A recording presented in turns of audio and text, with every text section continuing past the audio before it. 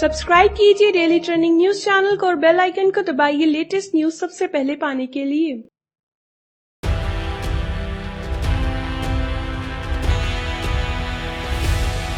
राजस्थान में मुख्यमंत्री पद को लेकर चल रही रस्साकसी अब खत्म हो गई है और युवा जोश के आगे अनुभव ने बाजी मार ली है।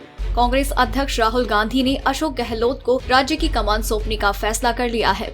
हालांकि उनके लिए ये फैसला करना इतना आसान नहीं था। कांग्रेस से जुड़े सूत्रों के अनुसार 11 दिसंबर को चुनाव परिणाम आने के बाद अशोक गहलोत और सचिन पायलट दोनों गुट अपनी दावेदारी छोड़ने को राजी नहीं थे और यही कारण रहा कि परिणाम आने के बाद 3 दिन तक राज्य के शीर्ष पद के लिए संघर्ष चलता रहा।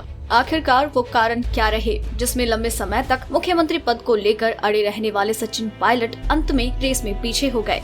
हम यहाँ आपको बताएंगे 4 अहम कारण। पहला कारण, विधायकों का नहीं मिला समर्थन।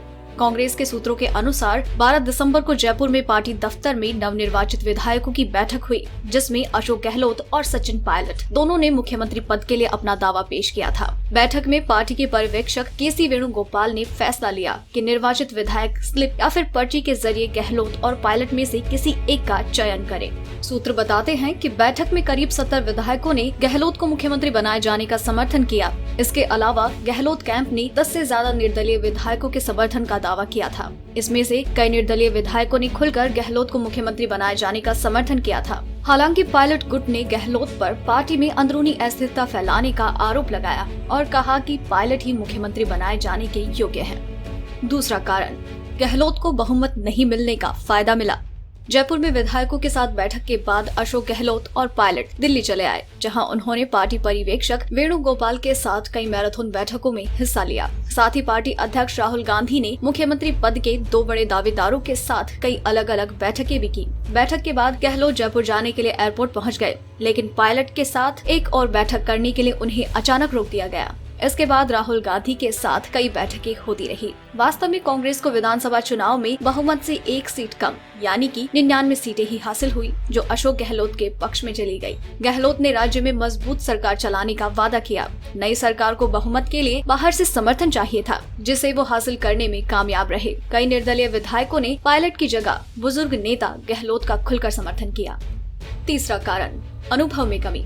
दूसरी ओर पायलट गुट भी अपनी दावेदारी छोड़ने को तैयार नहीं था और उसकी ओर से कई जोरदार दलीलें पेश की गई। कई दलीलों में एक दलील ये भी दी गई कि 2013 के चुनाव में पार्टी 21 सीटों पर सिमट गई थी। तब गहलोत को हार की जिम्मेदारी लेनी चाहिए थी, क्योंकि वो उस समय मुख्यमंत्री थे। उसके बाद वहाँ पर उन्हें दूसरा मौका नहीं दिया गया, जबकि सचिन पायलट को दिल्ली से राजस्थान बुलाया गया। सचिन को प्रदेश अध्यक्ष की कमान सौंप दी गई और उन्होंने काफी मेहनत करते हुए पार्टी को फिर से खड़ा करने की तैयारियों में जुट गए, जबकि गहलोत को राज्य से इतर अन्य कामों में लगा दिया गया। वो गुजरात और कर्नाटक का काम देखने लगे। पायलट गुट ने राजस्थान में इस साल के शुरुआत में हुए उपचुनावों की जीत का श्रेय सचिन पायलट को दिया। पायलट गुट ने माना कि सचिन के पास ज्यादा प्रशासनिक अनुभव नहीं है, लेकिन उन्होंने याद दिलाया कि जब गहलोत पहली बार मुख्यमंत्री बने तो उन्होंने कई बड़े नेताओं को इस रेस में पीछे छोड़ दिया था। चौथा कारण, सोनिया गांधी का पक्ष।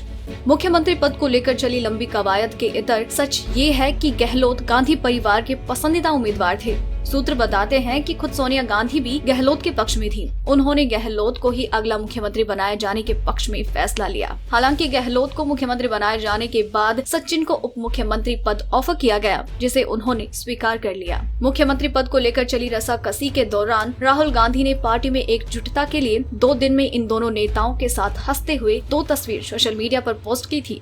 अगर आपको हमारी ये स्टोरी पसंद आई तो इसे लाइक करें और अपने व्यूज हमें कमेंट करके जरूर बताएं। डेली ट्रेंडिंग न्यूज की रिपोर्ट सब्सक्राइब करें हमारा चैनल ऐसी ही लेटेस्ट और इंटरेस्टिंग न्यूज के लिए।